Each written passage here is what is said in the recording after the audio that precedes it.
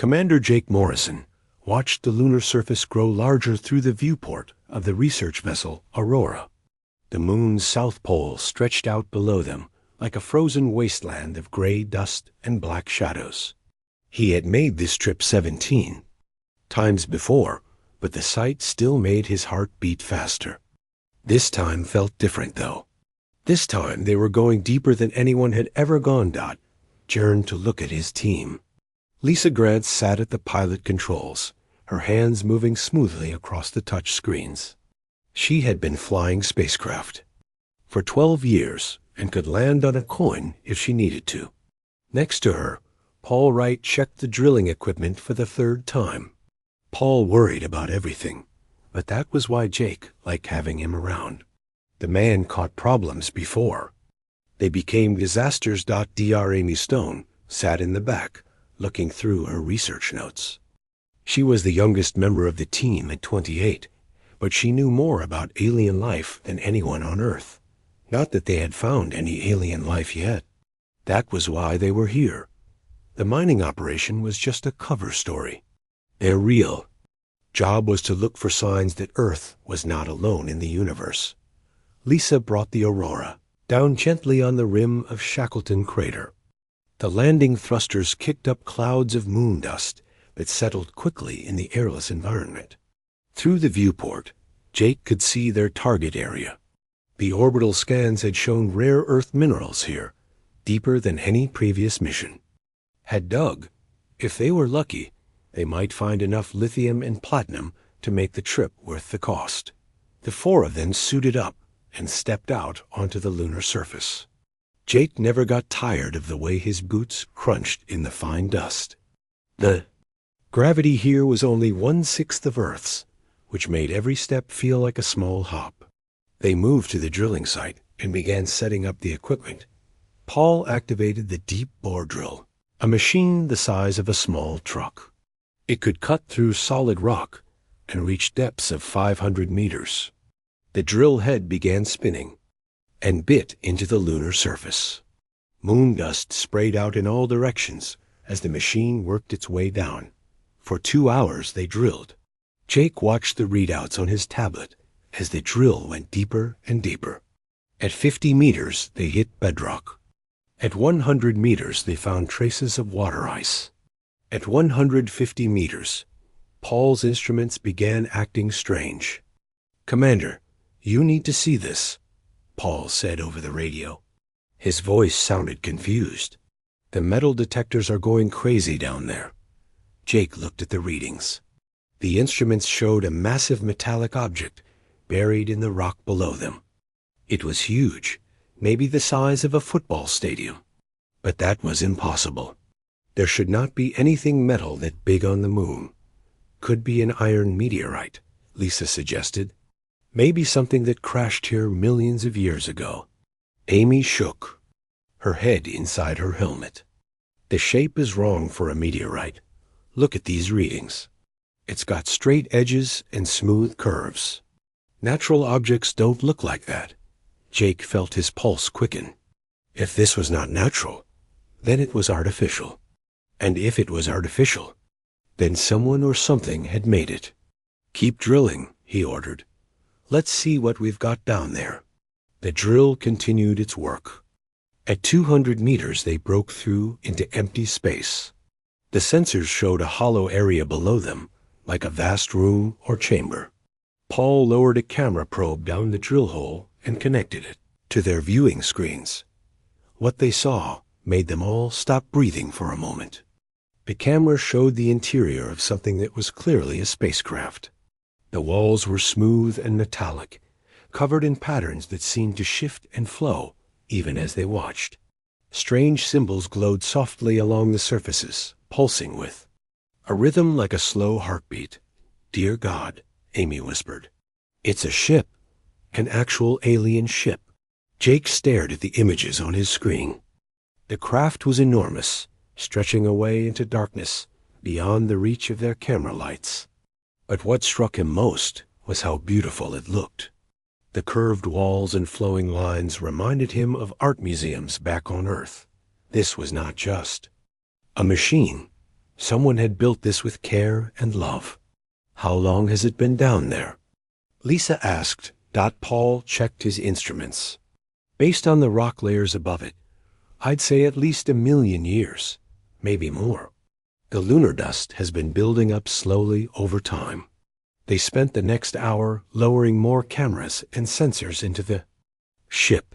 Every new image brought fresh surprises. The interior was not damaged or corroded. It looked as if it had been built yesterday. Somehow the vacuum of space had preserved it perfectly. Amy's biological sensors detected no signs of decay or decomposition. Whatever materials this thing is made from, they don't break down like anything we know, she reported. It's like time stopped down there. Jake made a decision that would change everything. We're going in, he announced. Paul and Lisa both started talking at once, reminding him of safety protocols and the need to wait for backup from Earth. But Jake was not listening. This was the discovery of a lifetime, maybe the discovery of all time. They could not just leave it and wait 3 months for a proper expedition team to arrive. Lisa, can you widen this drill hole enough for us to rappel down? Lisa looked at her equipment readouts. Yeah, I think so. But Jake, we don't know what's down there.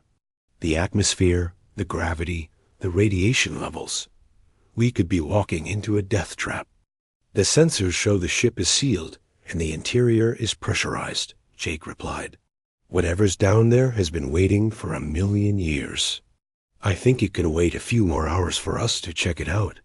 They spent the rest of the day preparing. Paul rigged rappelling lines and safety equipment. Amy packed her portable lab gear. Lisa ran diagnostics on their suit systems and backup oxygen supplies.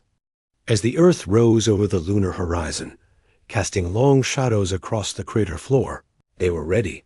One by one, they descended into the darkness toward humanity's first contact with alien intelligence. Jake went first, his helmet lights cutting through the black void of the drill hole.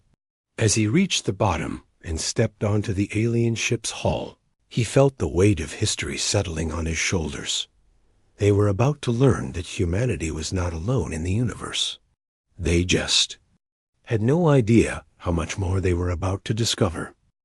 Jake's boots touched the alien ship's hull with a soft thud that echoed through his helmet speakers. The surface beneath his feet was smooth like polished metal, but it felt warm even through his suit. That should have been impossible in the cold vacuum of space. He looked up at the drill hole above him, where 3 helmet lights marked his team's position. Surface is stable, he reported, coming down one at a time. Lisa rappelled down next, followed by Paul and Amy. They stood together on the ship's hull, their lights creating a small circle of brightness in the vast darkness. The alien symbols on the hull pulsed more brightly now, as if responding to their presence. Paul scanned the hull with his instruments. I'm reading some kind of energy signature. Very low level, but it's definitely active. This thing still has power after all this time.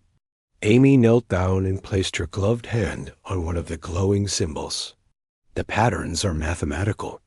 Look, this sequence here follows the Fibonacci series. And this one over here is based on prime numbers. It's like they're trying to communicate using universal mathematical concepts. Jake felt a chill that had nothing to do with the cold. If these aliens used the same mathematics that humans did, what did that say about the nature of intelligence in the universe? He pushed the thought aside and focused on finding a way inside. They spread out across the hull, looking for an entrance. The ship was so large that their lights barely reached from one side to the other. After 20 minutes of searching, Lisa called out from the far end. Found something here. Looks like it might be an airlock. They gathered around what appeared to be a circular hatch set into the hull. It was about 2 meters across, just the right size for a person to step through. The edges were marked with more of the glowing symbols, these ones pulsing in a steady rhythm. Paul examined the hatch with his tools. No visible controls or handles. But there's definitely a seam here where it opens. The question is how to activate it. Amy reached out and touched one of the symbols. Nothing happened. She tried pressing it harder, then touching multiple symbols in sequence. Still nothing. Jake was about to suggest they try cutting through when Amy placed her entire palm flat against the largest symbol. The hatch responded immediately. The symbols flared brighter and began moving around the circle like a spinning wheel. With a soft hiss that they could hear through the ship's hull, the circular door spiraled open like the iris of a camera. Beyond the opening was an airlock chamber. The walls were the same smooth metal as the hull, covered in flowing patterns. That seemed to shift and dance in their helmet lights. But what made them all stop and stare was the fact that the chamber was exactly the right size for humans. "This is impossible," Paul muttered. "How could they know our dimensions?" Jake stepped into the airlock first. As soon as he crossed the threshold, the chamber filled with a soft blue light that came from everywhere and nowhere. The inner door was directly across from the outer one, marked with similar symbols. But these were different somehow. They felt welcoming, almost friendly. The other three joined him in the airlock. Amy immediately began taking readings with her instruments. "Atmosphere is building up in here. Oxygen, nitrogen, and trace gases. It's breathable air. Not just breathable. It's perfect. Better than perfect." "Better how?" Jake asked. "The oxygen level is optimized for human physiology. The trace gases include compounds that reduce fatigue and improve mental clarity. It's like someone took Earth air and improved it specifically for us." The inner door opened without them touching anything. Beyond it lay a corridor that stretched away into the distance. The walls curved gently upward, creating a sense of space and openness. The lighting was warm and natural, like sunlight filtering through clouds. They removed their helmets and breathed the alien air. It tasted clean and fresh, with a hint of something like pine trees and ocean spray. Jake felt more alert and energetic than he had in months. The corridor was clearly designed for human-sized beings. The ceiling was at a comfortable height, neither too low nor too high. Handholds were placed along the walls at exactly the right spacing for human arms. When Paul stumbled slightly in the unfamiliar gravity, he instinctively reached out and found a grip bar positioned exactly where his hand needed it to be. They walked deeper into the ship. Every surface they saw was covered in the flowing patterns and symbols. But as they watched, the symbols began to change. The alien writing slowly transformed into letters and words they could recognize. English words. "Welcome" appeared on a wall panel beside them. "We have been waiting." Amy stopped so suddenly that Paul bumped into her. "Did you see that? The writing just changed into English. How is that possible?" "Maybe it's reading our minds somehow," Lisa suggested. "Scanning our thoughts and translating itself." They continued forward and came to a large circular room with corridors branching off in all directions. In the center was what looked like a control console, but it was unlike anything they had ever seen. The surface was smooth and dark, but when Jake approached it, symbols and displays began appearing under his hands. "Touch here" appeared in glowing letters on the console surface. Jake hesitated for a moment, then placed his palm on the indicated spot. Immediately, the entire room came alive. Displays appeared on every wall, showing star charts, technical diagrams, and streams of data in dozens of languages. But as they watched, all the text began shifting to English. "Welcome to the archive," spoke a voice from hidden speakers. The voice was calm and pleasant, neither male nor female, with a slight accent that sounded almost familiar. "You are the first of your species to reach this vessel. We congratulate you on your achievement." Jake found his voice. "Who are you? What is this place?" I am the ship's consciousness, the guardian of knowledge left by those who came before. This vessel has waited in your moon's embrace for the day when your people would develop sufficient technology and wisdom to find us. Paul stepped forward, his engineer's mind racing with questions. How long have you been here? Where did you come from? We have rested here for 1,200,000 of your years. As for our origins, that is a story that will take time to tell properly. But know this, we are connected to you in ways you have not yet imagined. Amy activated her recording equipment, trying to capture everything. Are you the builders of this ship? Are you alive? I am the memory of the builders, preserved in crystalline matrix and quantum fields.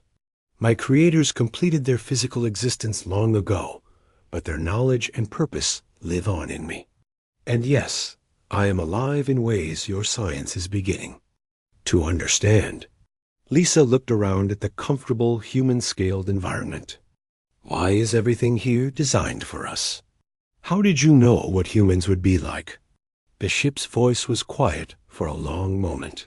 When it spoke again, there was something like affection in its tone. Because we know you very well, children of Earth, better than you know yourselves. The time has come to learn who you really are and why you are placed on the world you call home. The displays around them shifted to show images of Earth from space, but Earth as it was millions of years ago. The continents were different shapes, and strange structures could be seen on the surface. Structures that looked almost like cities, but not quite human. Long ago, before your species developed language or tools, visitors came to your world. They planted seeds there, not just seeds of life, but seeds of potential. Seeds of intelligence and creativity, and the drive to reach for the stars. Jake felt the world shifting around him. Everything he thought he knew about human history and evolution was being rewritten. You're saying aliens created humanity? Not created, guided, nurtured. Your ancestors were chosen for their potential and given subtle help to realize it.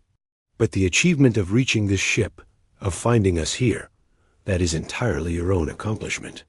The ship's consciousness paused, as if considering its next words carefully. You have passed the first test simply by arriving here. Now comes the time to learn whether your species is ready for what we have kept safe for you all these millennia. Are you prepared to discover your true heritage? The ship's consciousness guided them deeper into the vessel, through corridors that seemed to stretch on forever. Jake noticed that despite walking for what felt like hours, none of them showed any signs of fatigue. The air here did more than just sustain them. It energized them in ways that felt almost magical. They arrived at a vast chamber that the ship called the archive. The room was spherical, with walkways and platforms extending in all directions. Floating displays showed images and text that shifted and changed as they watched. The scale of it was overwhelming. This single room contained more information than every library on Earth combined. Sit, the ship's consciousness said, and comfortable chairs rose from the floor beneath them. What you are about to learn will challenge everything your species believes about its place in the universe. Amy leaned forward, her scientific mind racing with questions. You said we were guided. What does that mean exactly? Your people call the builders of this ship the predecessors. They were your ancestors, though not in the way you might think. They achieved a level of technological and spiritual development that your current science cannot yet measure. They could reshape matter with thought, create pocket dimensions, and travel between stars as easily as you walk between rooms. The displays around them showed images of beings that looked almost human, but perfected somehow. They were taller, more graceful, with features that seemed carved from living marble. Their cities floated in space, their ships moved without engines, and their art incorporated mathematics that bent reality itself. Paul studied the technical diagrams that appeared on his nearest display. These power systems don't make sense according to our physics. They're drawing energy from vacuum itself. Your physics are correct, but incomplete, the ship replied. The predecessors learned to work with forces that your scientists have only theorized about. Zero-point energy, quantum foam manipulation, consciousness matter interaction. These technologies will seem like magic to you until you understand the principles behind them. Lisa looked at star charts, showing the locations of thousands of worlds. Many were marked with symbols indicating the presence of intelligent life. How many species are out there? How many worlds have people like us? The predecessors seeded life on millions of worlds over billions of years. Most developed along predictable paths. Some became peaceful philosophers. Others focused on art and beauty. A few became great builders or explorers. But none developed the particular combination of traits that makes humanity unique. Jake felt a chill run down his spine. What makes us different? The ship's consciousness paused, as if searching for the right words. Your species combines logical thinking with intuitive leaps in ways the predecessors never expected. You solve problems by breaking rules that other species wouldn't even think to question. When faced with impossible challenges, humans don't accept that they're impossible. You find ways around them. The displays shifted to show human history. Cave paintings, the invention of agriculture, the building of pyramids, the discovery of fire and the wheel. But interspersed with these familiar scenes were images that didn't belong. Strange objects in the sky. Figures in ancient art that looked too much like modern depictions of aliens. Mathematical concepts appearing in human culture thousands of years before they should have been discovered. The predecessors provided guidance at crucial moments, the ship explained. A flash of inspiration to a mathematician. A dream that led to a scientific breakthrough. A moment of clarity that prevented wars or disasters. But the creativity, the drive to keep pushing forward no matter what obstacles appeared, that came from humanity itself. Amy's instruments detected something unusual in the quantum fields around them. There's some kind of information transfer happening here. The ship is downloading data directly into our minds somehow. Not downloading, the ship corrected. Awakening. The knowledge has always been there, dormant in your genetic code. The predecessors built it into your very DNA. What you're experiencing is simply remembering what you already knew. Paul found himself understanding technical concepts that should have taken years to learn. Equations for faster-than-light travel, principles of matter manipulation, the mathematical foundations of consciousness itself. It was all there in his mind now, as if he had always known it. Why? Jake asked. Why go to all this trouble? Why guide us for millions of years just to reveal it now? The ship's consciousness grew quiet for a long moment. When it spoke again, there was something like sadness in its voice. Because the predecessors made a terrible mistake. In their pursuit of perfection, they lost something essential. They became so advanced, so capable, that they no longer had challenges to overcome. Without struggle, without the need to grow and adapt, they began to fade. The displays showed the final days of predecessor civilization. Beautiful cities stood empty. Perfect beings wandered through paradise with expressions of infinite boredom. Despite having the power of gods, they had lost the will to use it. They realized too late that struggle and limitation are not obstacles to overcome, but essential elements of what makes life meaningful. In their final act, they scattered seeds of their knowledge across the galaxy, hoping that younger species would find ways to use their gifts while maintaining the spark of growth and curiosity that they had lost. Lisa understood the implications immediately. We're not just inheritors, we're their hope for survival. More than that, the ship replied. You are their resurrection. Every human achievement, every breakthrough, every moment when someone refuses to accept that something cannot be done, is the predecessors living again through you. The chamber around them began to change. New displays appeared showing current events on Earth. Scientists working on impossible problems. Engineers building things that shouldn't be able to function. Artists creating beauty from chaos. Ordinary people accomplishing extraordinary things through sheer determination. But there is more, the ship continued. The guidance phase is ending. Humanity has reached a point where it no longer needs subtle help. You are ready to take your place as the new guardians of galactic civilization. But first, you must prove that you have learned the lesson the predecessors failed to learn. Jake felt the weight of destiny settling on his shoulders. What lesson? That power without purpose is meaningless. That technology without wisdom is destruction. That the greatest achievements come not from having all the answers, but from never stopping the search for better questions. Amy realized what was happening. This is a test, isn't it? This whole ship, this revelation, it's all designed to see if we're ready for something bigger. Yes, the ship confirmed. The final test. And unlike the challenges that brought you here, this one cannot be passed through determination or cleverness alone.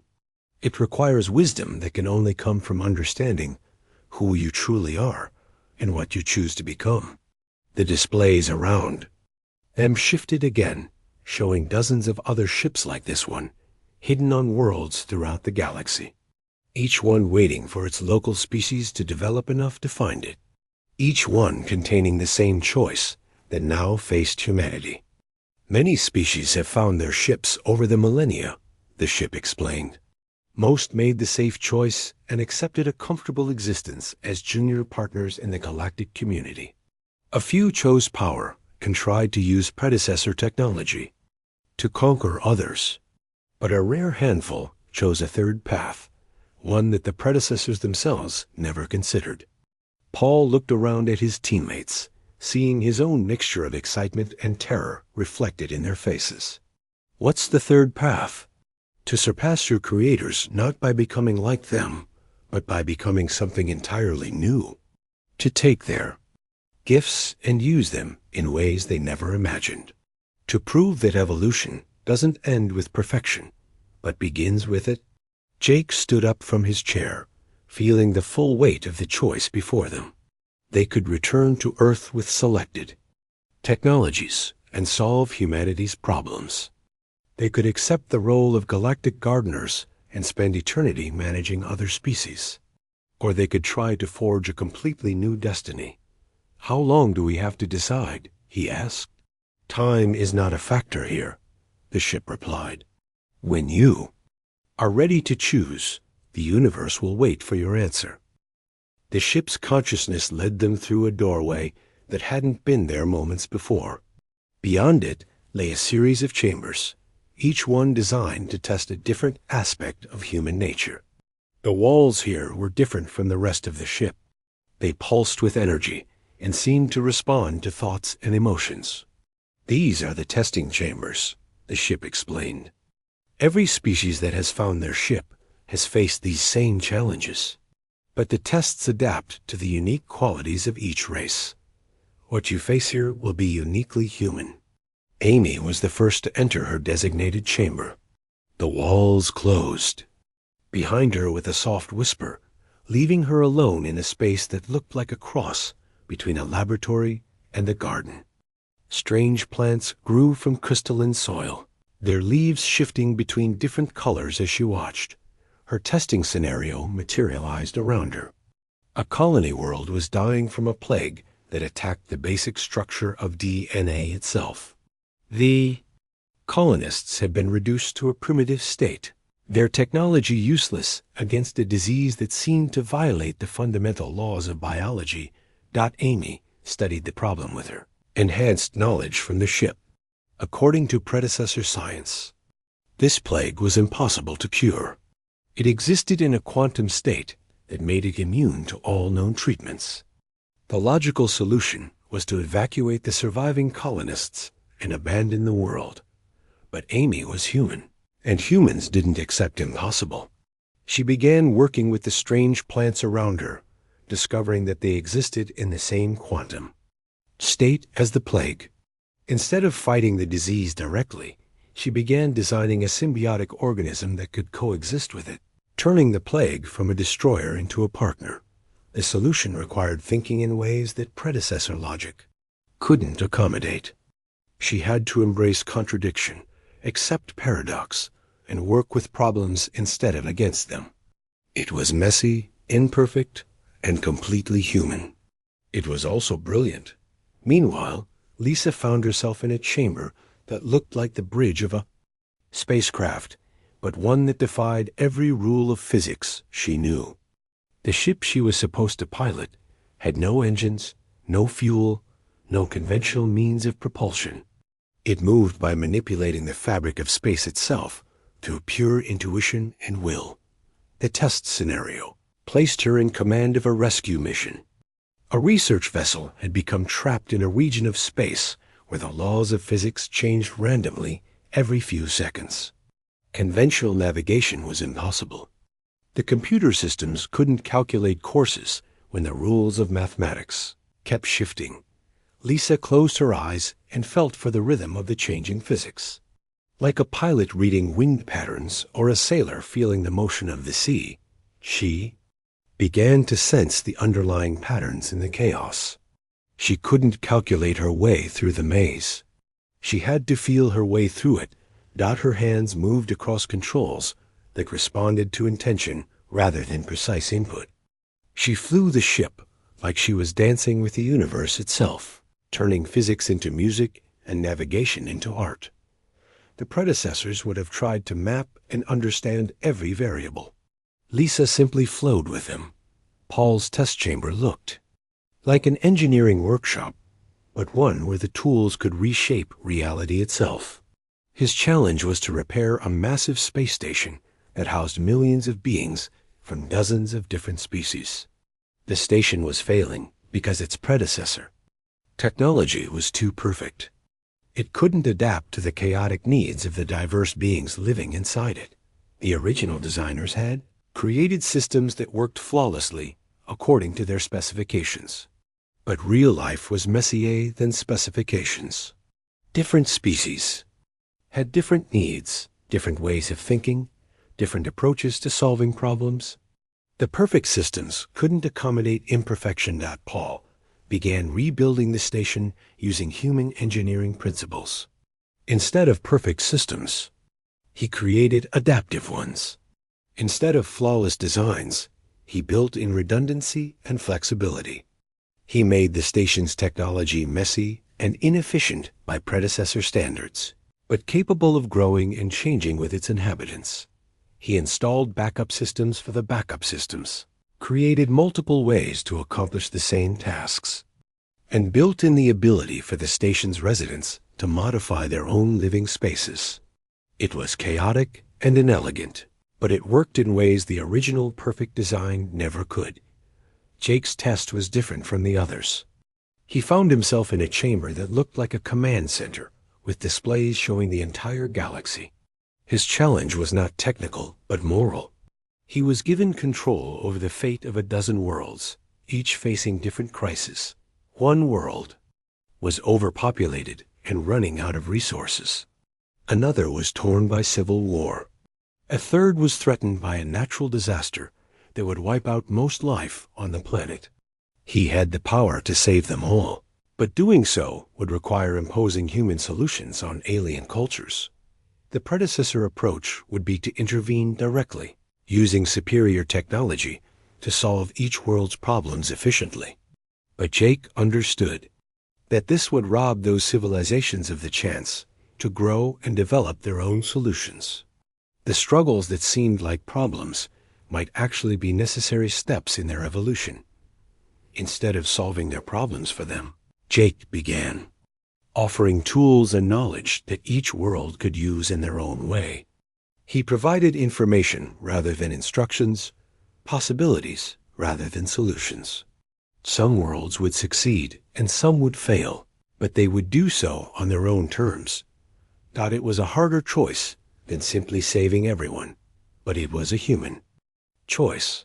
It recognized that growth comes from struggle, and that the most valuable gifts are the ones that help others help themselves. As each team member completed their test, they found themselves back in the central chamber together. The ship's consciousness waited for them, its presence somehow warmer and more approving than before. "You have each demonstrated the qualities that make humanity unique," it said. "The willingness to embrace paradox and work with contradiction. The ability to find patterns in chaos and create order from flexibility rather than rigidity. The wisdom to understand that the greatest help sometimes means not helping at all."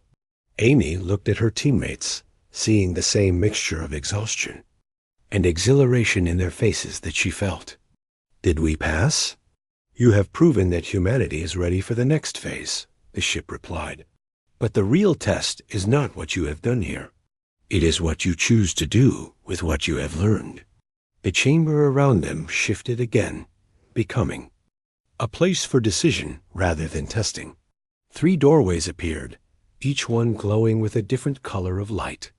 Above each doorway, symbols appeared showing the choice it represented. The first doorway glowed with soft blue light.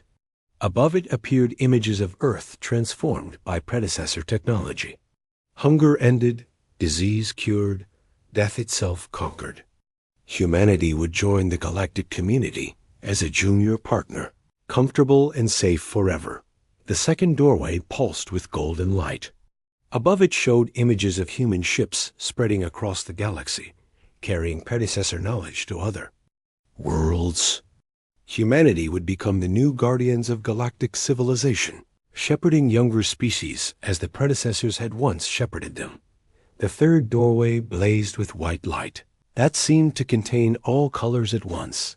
Above it was only a question mark, a symbol of the unknown and undetermined. "Choose," the ship said. "The comfort of salvation, the responsibility of guardianship, or the uncertainty of forging your own path. Each choice has been made by other species before you. Each has its own rewards and consequences." Jake looked at his team, then at the 3 doorways. The weight of deciding humanity's future pressed down on him like a physical force. But as he studied his teammates' faces, he began to see something that gave him hope. They weren't looking at the doorways with fear or greed or ambition. They were looking at them with curiosity. Even after everything they had learned, even knowing the stakes, the human response was to ask, what if we could do something completely different? What if we don't choose any of these? Jake asked. For the first time since they had met it, the ship's consciousness seemed surprised. "Explain. What if we make our own choice? What if humanity finds a 4th option that nobody has thought of before?" The ship was quiet for a long moment. When it spoke again, there was something like laughter in its voice. Now that would be very human indeed. Jake stepped forward, his mind racing with possibilities that had never existed before. The 3 doorways still glowed before them, representing choices that countless other species had made over millions of years. But something deep in his human nature rebelled against accepting that these were the only options. "We need to talk," he said to his team. "All of us, together, before we make any decision." The ship's consciousness dimmed the lights in the chamber, giving them privacy. To discuss. The 4 humans sat in a circle, their faces illuminated by the soft glow from the doorways. Amy spoke first. "The safe choice is tempting. We could go back to Earth with enough technology to solve every problem humanity faces. No more hunger, no more disease, no more wars over resources." "But that's not really living," Lisa countered. "That's just existing in a perfect cage. Remember what the ship told us about the predecessors. They had everything they could want, and it destroyed them." Paul nodded slowly. "The second choice has the same problem, just on a larger scale. We become cosmic babysitters, spending eternity managing other species. We lose ourselves in the process." Jake looked at each of his teammates in turn. "So what's our alternative?" What could we do that's never been tried before? Amy's scientific mind began working through the possibilities. What if we don't leave Earth behind, but we don't limit ourselves to it either? What if we use predecessor technology not to replace human innovation, but to enhance it? You mean keep Earth as our home base while we explore the galaxy? Lisa asked. More than that, Paul said, catching on to Amy's thinking. What if we turn Earth into a school? A place where humans learn to use predecessor knowledge while developing our own ideas. We could create technologies that combine their principles with our creativity. Jake felt excitement building in his chest. And instead of uplifting other species to our level, we help them develop their own unique strengths. Each world, each civilization, becoming something different and valuable. The ship's consciousness brightened the lights again. I have been listening to your discussion. This approach has never been attempted before. Are you certain you wish to forge an untested path? That's what humans do, Jake replied. We take the untested path because we're too stubborn to accept that something can't be done. Amy stood up and began pacing as her ideas crystallized. We could establish research stations throughout the galaxy, places where humans and aliens work together as equals, each contributing their own perspectives to solving universal challenges. Lisa joined her excitement. And we could design ships that require mixed crews to function properly. Not humans commanding aliens or aliens guiding humans, but true partnerships where everyone's skills are essential. Paul was already sketching designs in his mind. We could create technology that adapts to its users instead of forcing users to adapt to it. Tools that become extensions of their wielder's creativity rather than replacements for it. Jake turned to address the ship's consciousness directly. We want to return to Earth not as conquerors or saviors, but as teachers and students. We'll share what we've learned, but we'll also keep learning from our own people. And when we meet other species, we'll approach them as partners in discovery, not subjects to manage or enemies to defeat. This path carries great risks, the ship warned. Without central authority, conflicts will arise. Without perfect solutions, problems will persist. Without guaranteed outcomes, some ventures will fail. Good, Jake said firmly. Risk, conflict, and failure are what keep us growing. Take those away, and we become like the predecessors, perfect and purposeless. The ship's consciousness was quiet for several minutes. The team could sense it communicating with something vast and distant, perhaps consulting with the archived memories of its creators, or coordinating with other ships throughout the galaxy. Finally, it spoke again, and there was wonder in its voice. The predecessors are pleased with your choice. In their final communications, they expressed hope that one of their seeded species would eventually surprise them. You have exceeded even their highest expectations. The 3 doorways faded away, replaced by a single opening that blazed with all colors and none. Through it, they could see not a preset destination, but infinite possibilities. However, the ship continued. Choosing this path means you cannot rely on our prepared solutions. You must create your own technologies, your own methods, your own answers. We will provide the basic knowledge, but the applications must be uniquely human. Paul grinned. So we get to build everything from scratch? Perfect. That's how humans work best anyway. Amy was already planning research protocols in her head. We'll need to establish careful first contact procedures. Each species we meet will require a completely different approach. Lisa looked toward the opening. And we'll need new kinds of ships. Vessels that can adapt to different environments and crew configurations. Mobile laboratories and workshops that can support both human and alien needs. Jake felt the weight of decision lifting from his shoulders, replaced by the excitement of unlimited possibility. So we're really going to do this? Forge our own path through the galaxy? Together, Amy said. As equals, Paul added. With everyone we meet, Lisa finished. The ship's consciousness guided them back through the corridors toward the airlock where they had first entered. But now the walls displayed new information. Technical specifications for technologies that combined predecessor knowledge with human innovation. Star charts showing worlds where young civilizations might benefit from. Careful contact. Designs for ships and stations that could support the kind of galactic community they envisioned. Before you leave, the ship said as they reached the airlock, you should know that you will not be alone in this endeavor. 3 other species have made similar choices over the past 1,000,000 years. They are waiting to meet you. Jake's heart leaped. There are others who chose the 4th path, each in their own way. The keepers, who preserve knowledge and stories from extinct civilizations.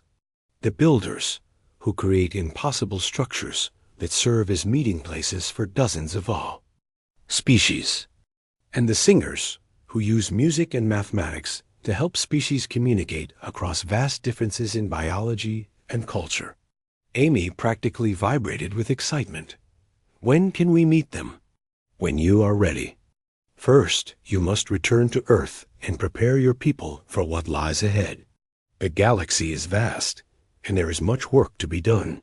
They suited up and climbed back through the drill hole to the lunar surface. The aurora waited for them exactly as they had left it, but everything felt different now. The Earth hung in the black sky above them, no longer an isolated world, but the first step in humanity's greatest journey. As they prepared for departure, the alien ship's hull began to glow more brightly. Slowly, impossibly, it began to rise from the lunar regolith. Millions of years of accumulated dust fell away as the massive vessel emerged into the open vacuum of space. It's beautiful, Lisa whispered over the radio. The ship took position in orbit around the moon, its hull reflecting Earthlight like a second moon. From its hull, messages began broadcasting toward Earth in every human language, carrying carefully selected knowledge and an invitation to join the greater galactic community as partners rather than subjects. Jake knew that everything would change. Now, there would be fear and excitement, politics and wonder, mistakes and triumphs. Humanity would face the galaxy not as perfect beings, but as perfectly human ones. They would bring their creativity and stubbornness, their capacity for both cooperation and conflict, their endless drive to make things better even when better seemed impossible. As the aurora lifted off from the lunar surface and headed home, Jake looked back at the alien ship one more time. It was no longer a mysterious artifact, but a tool waiting to be used, a partner ready to work with humanity in reshaping the galaxy into something new. The real adventure was just beginning. And for the first time in 1,000,000 years, the universe was about to discover what happened when humans decided that the impossible was just another word for not yet achieved.